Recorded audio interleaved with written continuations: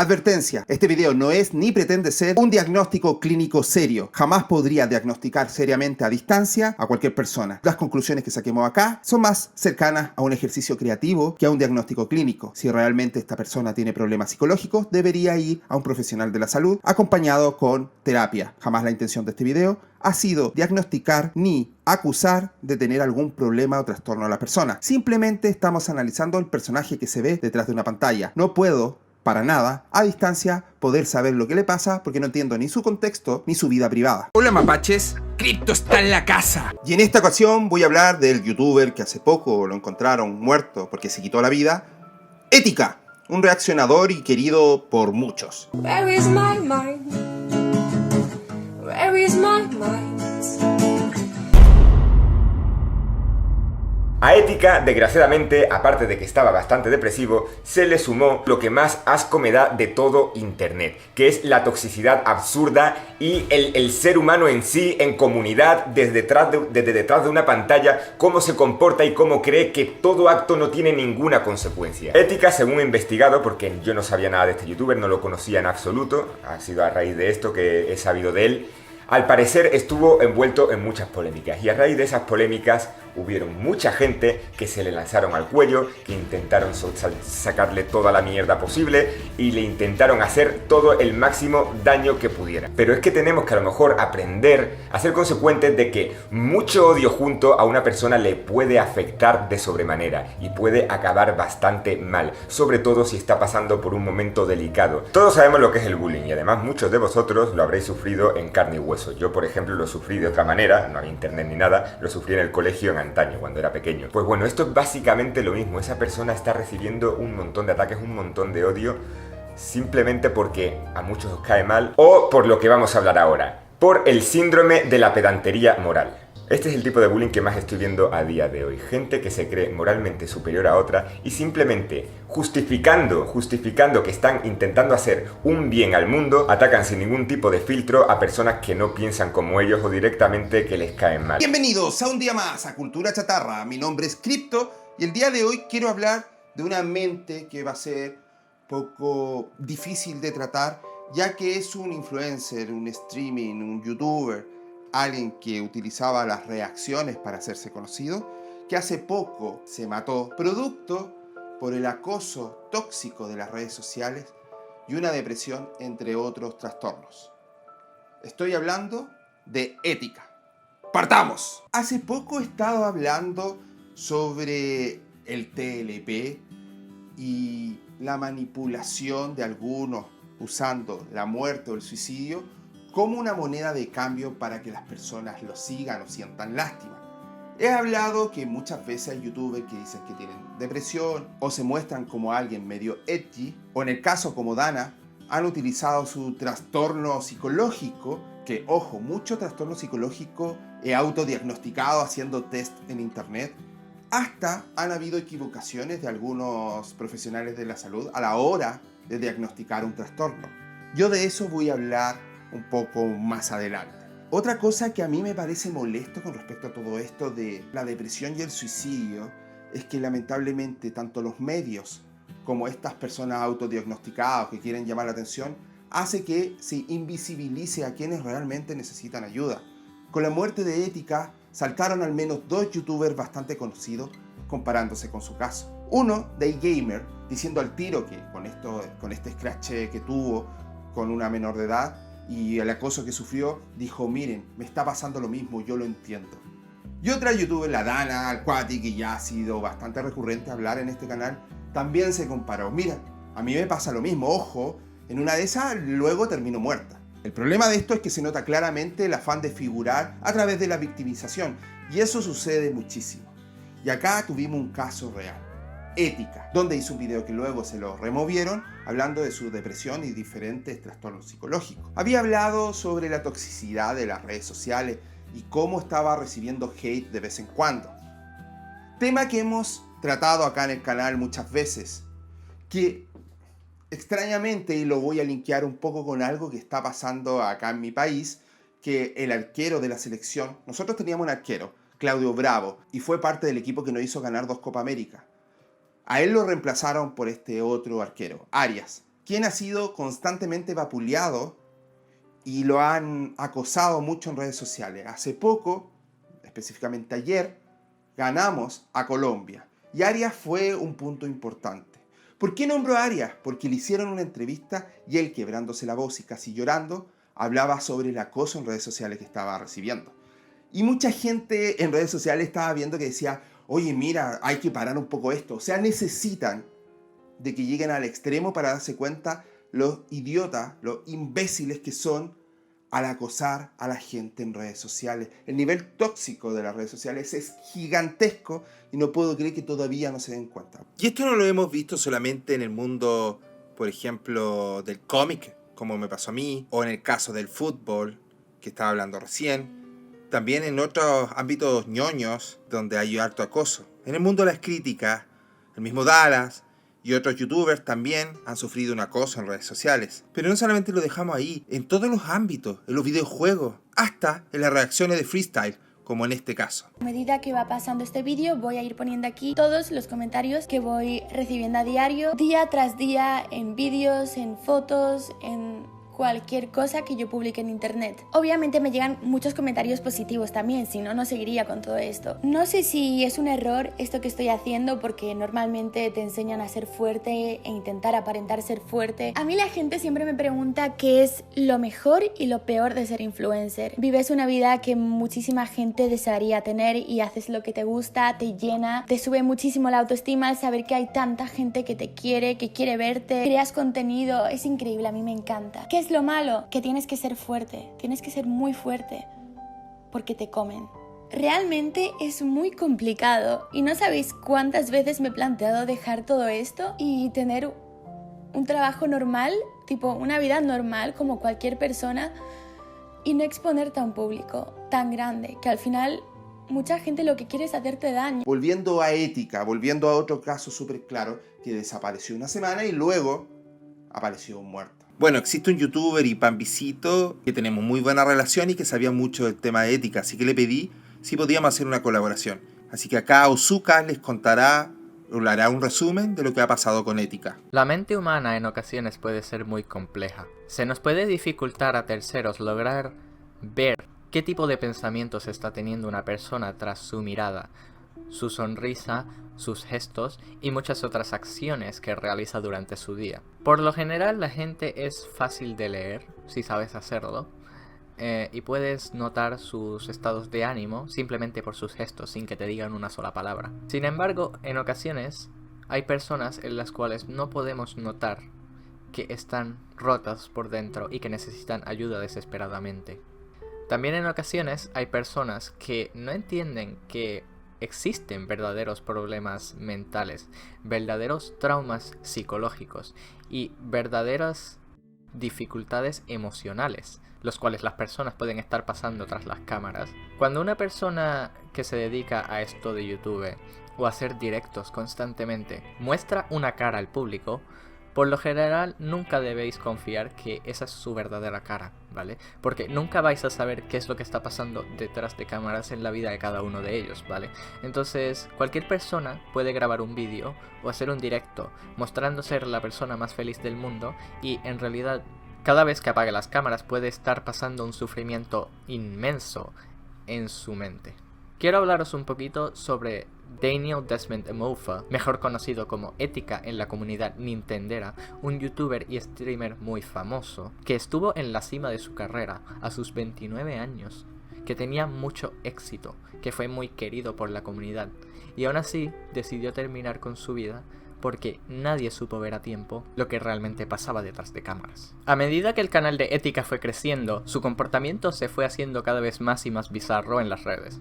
El primer cambio que notamos radical en él fue cuando su canal fue baneado de YouTube porque Desmond estuvo subiendo pornografía explícita en su canal. Su canal de YouTube con millones y millones de suscriptores fue totalmente borrado de las redes porque Desmond estaba subiendo pornografía muy explícita en YouTube. Cuando su canal fue terminado por YouTube, en Reddit hizo unas declaraciones donde alegaba que todo eso que había pasado era fruto de un hack a su canal. Luego de eso, acompañó sus aclaraciones o alegaciones con unas palabras: es mi turno de morir ahora. Estas palabras alertaron a muchos de sus fans. Muchas personas en Twitter, en YouTube y en todas las redes empezaron a entrar en un caos por la preocupación de que Etika podría terminar con su vida. Esto fue a mediados de 2018. Ese fue su primer breakdown. Luego de eso, un par de semanas o días después, Etika regresó avisando que no le pasaba nada y que simplemente esa noche cuando escribió eso estaba sintiéndose filosófico, poético y metafórico. Realmente no tenía pensamientos suicidas ni nada de eso y se disculpó con sus fans y sus seguidores y mucha gente a la que alertó por hacerles creer lo contrario. Con su canal de YouTube totalmente terminado, Etika optó por seguir haciendo directos en la plataforma de Twitch. Plataforma en la cual tuvo una atracción bastante fuerte, ¿vale? Tenía muchísimos espectadores cada vez que hacía un directo. Y más allá de eso, era muy querido por la comunidad y cada día ganaba cientos y cientos de seguidores gracias a sus reacciones y el entretenimiento que proveía a las personas, ¿vale? Recibía donaciones de cientos de dólares a veces. Estaba en la cima. Su carrera iba genial, pero Etika, por alguna razón que desconocemos, se estaba rompiendo por dentro cada vez que hacía un directo. Cada vez que hacía un directo mostraba una cara la cual no era la verdadera. Mostraba una cara segura. Mostraba estar feliz. Mostraba ser carismático. Mostraba que no tenía ningún problema. Muchas cosas no las pudimos ver de primeras. Fallamos en notar que Etika la estaba pasando mal. Era un hombre que estaba roto por dentro. El segundo breakdown de Etika fue cuando en la red social de Twitter subió una foto. Fue con él sosteniendo un arma de fuego, el cual apuntaba a la cámara y amenazaba con terminar su vida. Esto causó que un equipo de SWAT fuera a su casa a retenerlo y a llevárselo a una institución mental. Toda esta batalla, entre comillas, que tuvieron fue vista por miles y miles de personas gracias a que Desmond mismo hizo un directo sobre ello. ¿Qué causó esto?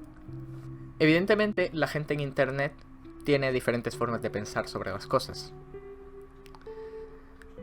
Puede tener ideas erróneas, pueden llegar a conclusiones que quizás no sean las más acertadas, pueden especular y equivocarse. Desmond fue ingresado en una institución mental y fue egresado en un día. No se le hizo ningún tipo de cargo a Etika porque ya tenía un historial de problemas mentales, por lo cual no podían hacer nada con él más que darle un poco de ayuda y enviarlo a su casa. No había ningún tipo de penalidad que aplicar hacia él por su problema mental. Esto causó que la gente en las redes, especialmente Twitter, que es la red social más tóxica, muchas personas que no son muy listas, se dedicaran a ir en los comentarios de tweets de Etika vacilándole, básicamente, burlándose de él. Mucho hate le cayó encima, incluso comentando los emojis estos de payasos, ¿vale? Como básicamente llamando a Etika payaso. Una de las expresiones más comunes en Estados Unidos para referirse a alguien que está haciendo el ridículo es ponerle un emoji de un payaso. Y si vais a tweets antiguos de esa fecha, más o menos abril 2018, vais a ver que sus respuestas en sus tweets están petadas y petadas con emojis de payasos. Gente ridiculizando la situación que estaba pasando Etika porque se pensaban que simplemente estaba haciendo el tonto porque sí. No tomaban en serio si Etika estaba teniendo problemas o no. No tomaban a consideración que Etika pudiera estar pasándolo mal. Y aquí fue cuando vino su tercer breakdown. Aquí se encontró con Keemstar. Keemstar, para quien no lo sepa, es el youtuber que es el dueño de un canal llamado #DramaAlert, que es un canal dedicado al salseo, porque el salseo, no sé si lo sabéis, pero en Estados Unidos está completamente aceptado, comparado con España, donde es muy ridiculizado en ocasiones y está muy mal visto, sin ningún tipo de razón, diría yo. Cualquiera tiene el derecho de dar su opinión sobre temas como quiera y como guste, y no tiene que ser mal visto. Ahora, el canal de Keemstar yo lo considero uno de los más asquerosos, pero no vamos a entrar ahora en detalle sobre lo que es su canal. Vamos a entrar en detalle sobre lo que fue la entrevista que hizo Keemstar a Desmond un día después de salir de la institución. Desmond y Keemstar se metieron en una llamada de Discord, en la cual Keemstar hacía preguntas a Desmond sobre cómo le fue, pero, si notáis, en todo momento le estaba vacilando, ¿vale? No estaba tomando en serio nada de lo que decía Etika. En este directo es bastante difícil de ver y soportar siquiera la voz de Etika y lo que está pasando detrás. Cuando una persona empieza a divagar y a montarse conspiraciones, hablando sobre dioses, hablando sobre cosas fantasiosas, hablando de que si él creó el mundo, que él es Dios, que todo el mundo es Dios, este tipo de cosas, evidentemente esto no es algo que hace alguien en su sano juicio. Keemstar, en vez de ver que esto era un comportamiento herético de una persona que definitivamente no estaba bien, decidió ridiculizarle públicamente. Keemstar llevó a Etika hasta el borde de su estado mental. Etika se fue de ese directo y procedió a bloquear a Keemstar de Twitter. Ahora, no sé si lo sabéis, pero el comportamiento más común en las personas que están pasando una depresión muy seria es encerrarse. Es literalmente bloquear y desaparecer de tu vida a todas y cada una de las personas y simplemente lidiar tú solo con el problema. Esto debería ser una señal para las personas de que las cosas no van bien. Keemstar tomó esto como una excusa para ir a Twitter a decir que Etika se fue de su directo porque Keemstar supuestamente le dijo la verdad. Le llamó débil. No sé si lo sabéis, pero llamar débil a una persona la cual está pasando un problema severo de depresión es lo peor que le puedes decir. Porque una persona que está pasando por una depresión es todo menos débil, es una persona muy luchadora. Porque batallar con la depresión, esa batalla constante con tus sentimientos, con tus pensamientos, entre otras cosas, no te hace una persona débil, te hace una persona más fuerte que cualquier persona normal. Además de esto, Keemstar en el directo empezó a ridiculizar a Etika y le dijo textualmente: ¿por qué no saltas de un puente? ¿Sabéis qué? Hace unos días, Etika se suicidó saltando de un puente a un río. Keemstar. ¿Cuál fue la reacción de Keemstar tras todo esto? Keemstar, evidentemente, tomó acciones para recaudar fondos para los memoriales. Mandó condolencias. Quiere organizar un torneo de Smash en nombre de Etika. Y está haciendo todo lo posible por enmendar el daño que hizo en su momento. Todo esto parece el comportamiento de una persona que está realmente arrepentida, ¿no? Es lo que parece de fuera, pero verdaderamente lo que está haciendo el señor Keemstar se llama Damage Control, que es evitar que toda la gente venga hacia ti ahora, sabiendo que gran parte de la culpabilidad de que esto le hubiera pasado a Etika es de él, y decide hacer cosas simplemente para parecer el bueno de la película, cuando en realidad es una rata asquerosa, la cual en ningún momento ha mostrado remordimiento por lo que ha dicho. Nunca se tomó en serio la situación de Etika. Siempre le vaciló, le ridiculizó, le humilló en directo, en Twitter, en todas partes. Ahora que tiene la carga de la culpa de lo que ha causado, ahora es cuando quiere enmendar el daño que le ha hecho a Etika. Etika se ha ido, Keemstar. Y tú eres el culpable. Pero no solo tú, evidentemente. Muchas otras personas. Además, tampoco sabemos qué le estaba pasando a Etika detrás de cámaras. No sabemos si tenía problemas familiares, problemas sentimentales de amor, o qué más estaba pasando. Pero un gran contributor de que todo esto hubiera pasado fuiste tú, Keemstar. Tú, como un personaje público muy conocido que eres, deberías saber lo que es tu responsabilidad en YouTube a la hora de dar ejemplos a terceras personas, a la hora de comportarte con la gente. El estado mental de una persona no es algo a tomarse a la ligera, no es un chiste. Y definitivamente quien esté pasando por estos problemas no es débil. tenlo claro. Ética se despidió con un vídeo que programó en su canal titulado I'm sorry y'all. Básicamente una disculpa con todas las personas. Si veis el vídeo se hace muy difícil y duele mucho de ver si realmente habéis visto a Ética por años, porque esos tipos de expresiones, esa cara, es de alguien que está lista para dejarlo todo. Y fue muy doloroso de ver para mí y para mucha gente el ver cómo estaba listo para simplemente dejar todo atrás, irse sin más. Se disculpó por muchas cosas que hizo, mostró remordimiento por muchas de sus acciones e incluso se disculpa por cosas que aparentan ser muy graves y que quizá nunca sabremos que sean, ¿vale? Quizá estaba escondiendo algo que le remuerde por dentro y realmente es muy doloroso de ver. Así que, Ética, te recordaremos para siempre como la leyenda que eres. Un abrazo.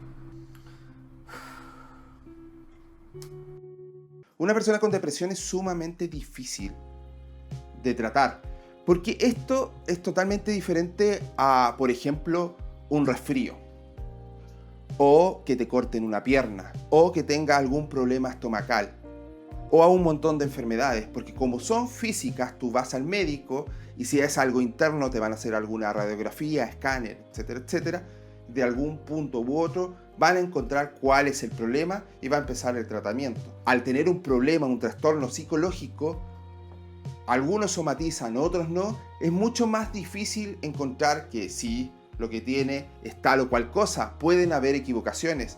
Además, la persona puede ser que quiera estar llamando la atención o sea una persona netamente caprichosa y no tenga nada. Hay personas que hacen esto para tener licencias médicas y no ir a trabajar. Hay otras personas que hacen esto simplemente para poder tener psicotrópico y drogarse. Hay un montón de formas y es difícil a ti como profesional de la salud mental, como psicólogo, psiquiatra, en una primera instancia ver si está mintiendo o no. Segundo, encontrar qué es lo que estás padeciendo y cuál es el problema. Todo esto de repente demora meses y años poder ir ayudando a una persona a poder convivir con sus problemas y fantasmas. La salud mental es sumamente difícil y como saben, cada año van agregando más trastornos psicológicos a medida que se van descubriendo. En alguna época, algunas cosas eran tratadas como trastornos, como por ejemplo la homosexualidad, y luego no. No, la normalidad está atada al sistema. O sea, eso hay que determinarlo. O sea, y pues hace rato que hablábamos del ejemplo de hasta qué año la homosexualidad fue catalogada dentro del DSM.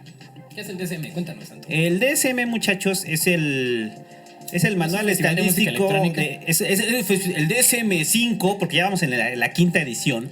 Entonces se juntan acá todos los psiquiatras y dicen, no ma, ¿qué vamos a catalogar como enfermedad ahora? Como trastorno. Entonces, no, pues mi hijo se la pasa en la Xbox. Entonces, ese es un trastorno, güey. Todos a favor, sí.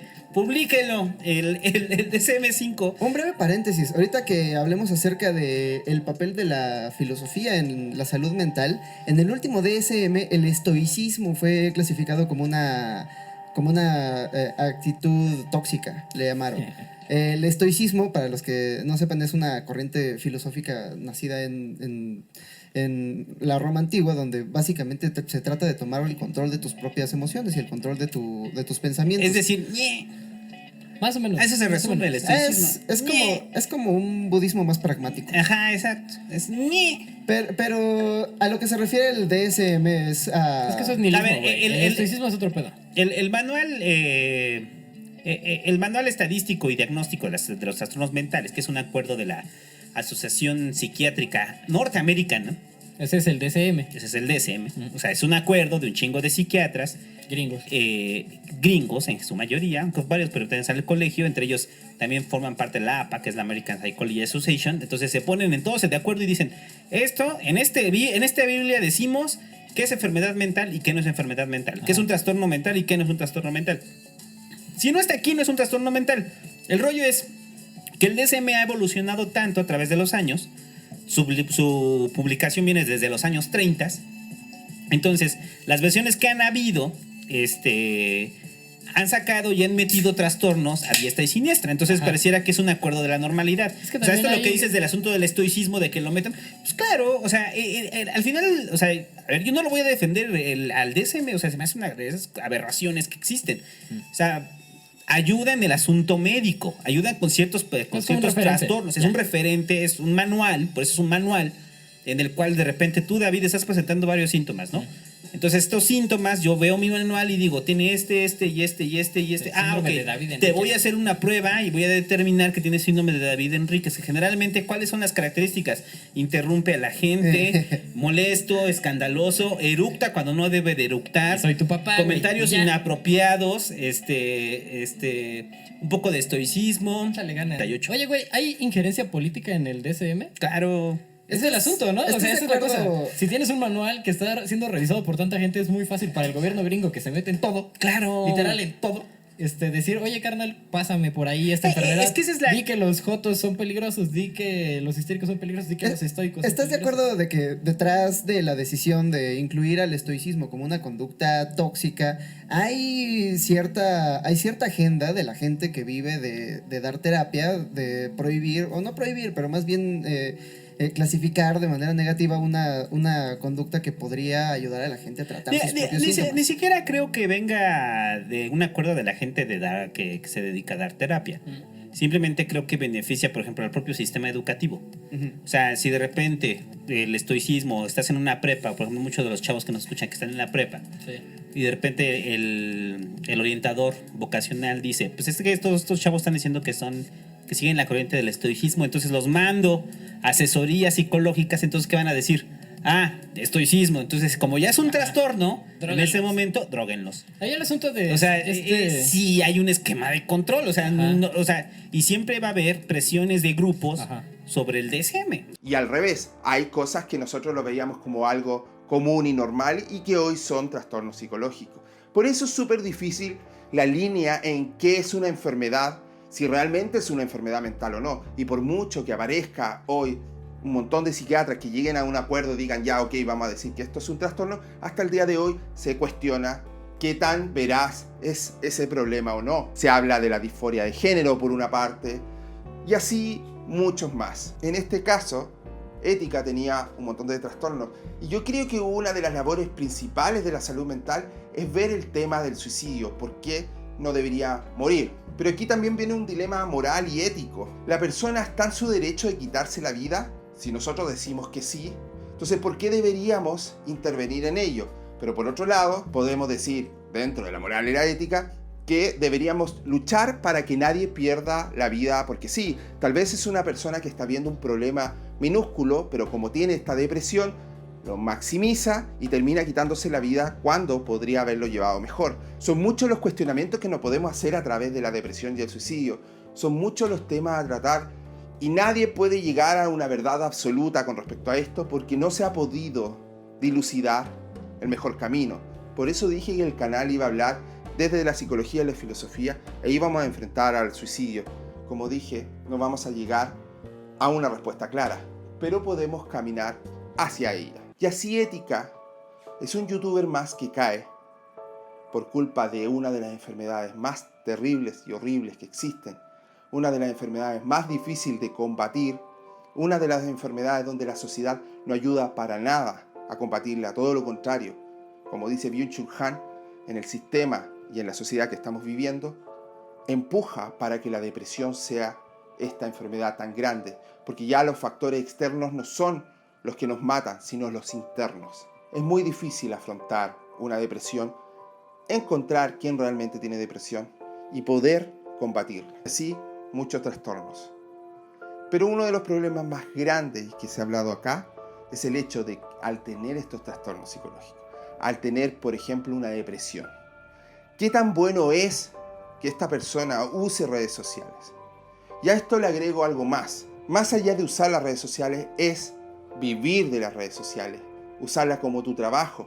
¿Cómo lo puede ser youtuber o ser streamer? Yo creo que este es un nuevo desafío para todos los profesionales de la salud, de ver cómo puede ser posible que una persona que tenga depresión o tenga cierto tipo de trastorno conviva con el hecho de la exposición total de las redes sociales. ¿Cómo yo, que tengo depresión o tengo un trastorno límite de personalidad u otra enfermedad que me pueda causar problemas graves al punto de querer, no sé, morirme, ¿cómo esa persona puede ser capaz de afrontar algo tan duro como es ser un creador de contenido para redes sociales, donde la gente no es benevolente para nada, donde no existe ningún tipo de filtro ni leyes anti-bullying internas? Es muy difícil acallar el cyberbullying porque muchas veces viene desde el anonimato o de otros países donde cada país tiene su propia ley, donde internet no está regulado. ¿Cómo puedes dejar que una persona que le afecta mucho más que a los demás o que está sufriendo una depresión severa, cómo puedes dejar que esa persona tenga un canal y se exponga a ese punto de recibir críticas crueles, acoso e insultos directos? Hasta le puedes decir a alguien que quieres que se muera. Amenazas de muerte ha tenido al menos una vez cada youtuber, me incluyo. Entonces, ¿cómo puedes dejar en exposición a una persona con esos problemas psicológicos, donde existen desde niñatos pequeños que no saben la repercusión de sus dichos, hasta adultos con problemas sociales graves, donde ni siquiera entienden que cada cosa que nosotros decimos, hacemos en internet, tendrá una consecuencia, aunque no la veamos directamente? Se define en general la depresión por sus síntomas que puedan parecer enfermedades somáticas, dolores, cansancio, etc. La clasificación más clásica distingue en 3 clases de síntomas: cognitivo, afectivo, motores y conductuales. Un elemento importante a destacar es la tríada depresiva: pensamientos negativos acerca del yo, el mundo y el futuro. En el DSM-4 da pautas que distingan diversas formas de depresión en función de su gravedad, duración, síntomas. Desde el episodio depresivo agudo hasta los trastornos distímicos que tienen más que ver con trastorno de personalidad. Por ejemplo, el trastorno depresivo mayor, el DSM-4 expone las características básicas del episodio depresivo mayor de esta forma: durante al menos 2 semanas, presencia casi diaria de al menos 5 de los siguientes síntomas que les voy a decir. 1. El estado de ánimo deprimido. 2. Disminución del placer o interés en cualquier actividad. 3. Aumento o disminución de peso o apetito. 4. Insomnio o hipersomnio. 5. Agitación o enlentecimiento o psicomotor. 6. Fatiga o pérdida de energía. 7. Sentimiento excesivo de inutilidad o culpa. 8. Problemas de concentración o toma de decisiones. Y 9. Ideas recurrentes de muerte o suicidio. Otras clasificaciones se distinguen entre la depresión reactiva y depresión endógena. Aunque sea una clasificación que ya no se use, a veces todavía se emplea. Hay teorías que explican la depresión. Por ejemplo, está la teoría conductual, como falta de refuerzo. La depresión se debe a una falta de refuerzo que hace que el que la padezca no actúe. Debido a la inactividad, el deprimido no encuentra refuerzo en la sociedad y en consecuencia la depresión se perpetúa. Está la teoría cognitiva, la depresión como resultado de pensamiento inadecuado. La depresión se debe a una distorsión cognitiva, en la que el depresivo distorsiona la realidad viéndose de forma negativa en la triada cognitiva: el mismo, el mundo y el futuro. Está la indefensión aprendida, la incapacidad para poder resolver algún problema. Asociada con esta está la teoría de la desesperanza. El problema es la pérdida de la esperanza de conseguir los refuerzos que queremos. Y cuarta está la teoría biológica. La depresión, según esta teoría, está originada por un desequilibrio de los neurotransmisores. Está demostrado que cuando estamos deprimidos tenemos ese desequilibrio y que cuando tomamos la medicación adecuada los neurotransmisores se equilibran y nuestro estado de ánimo cambia. Ahora bien, no podemos quedarnos solamente con esta teoría, puesto que si la depresión que tiene es reactiva a una situación, hasta que la situación no se solucione se siguen dando las condiciones para que se perpetúe aunque se tomen antidepresivos. Algunos de los tratamientos que se pueden emplear es el tratamiento farmacológico, tratamiento cognitivo y tratamiento conductuales. Si seguimos ahondando en los tipos de depresiones, podríamos hablar del trastorno depresivo mayor, que es el más característico y el que concentra la mayoría de síntomas. Está la distimia, que se distingue por su cronicidad y la inestabilidad del humor, la fuerte ansiedad y la fluctuación del estado de ánimo. Está el trastorno ansioso depresivo, que es una mezcla de ansiedad y depresión. Está la depresión atípica, se caracteriza por una gran reactividad del estado de ánimo a situaciones diversas, con marcada ansiedad y con síntomas depresivos invertidos. Está el trastorno afectivo estacional, aparece de forma regular y repetida, coincidiendo con cambios estacionales. Está el trastorno bipolar, implica la existencia de episodios depresivos graves alternados por otros de exaltación de las funciones mentales. Está la ciclotimia, manifestaciones leves e imprevisibles con cambios frecuentes de estado de ánimo, de la euforia a la tristeza, en varios días, sin motivo aparente, son sujetos muy inestables. Es difícil diferenciarlas de los cambios normales. Me gustaría que abajo dejaran en sus comentarios qué opinan sobre lo que ha pasado con Ética. Como siempre, hay ciertas mentes que yo me dedico netamente a verle el perfil psicológico, pero cuando tienen repercusiones mucho más grandes, prefiero hablar del fenómeno en sí. denle like si les gustó, compártanlo con los amigos. Nos vemos en un próximo vlog. ¡Adiós!